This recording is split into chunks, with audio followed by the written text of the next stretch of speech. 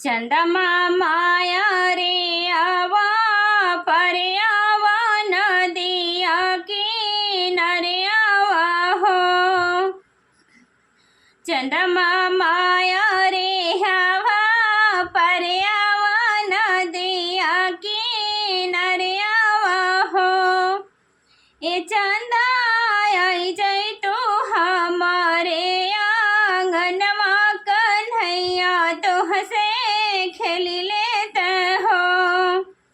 हे चंदा आई जाए तो हमारे आंगनवा कन्हैया तो हंसे खेली लेते हो।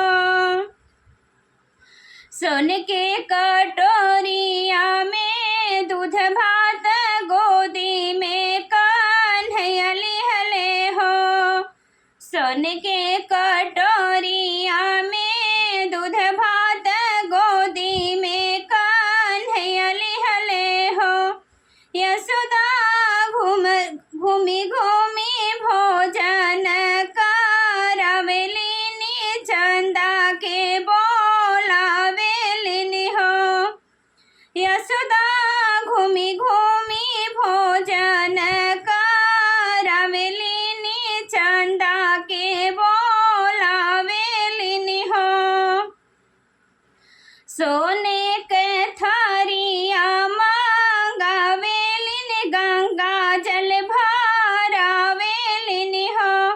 सोने के थरिया मांगावेलिनी गंगा जल भरावेलिनी हो।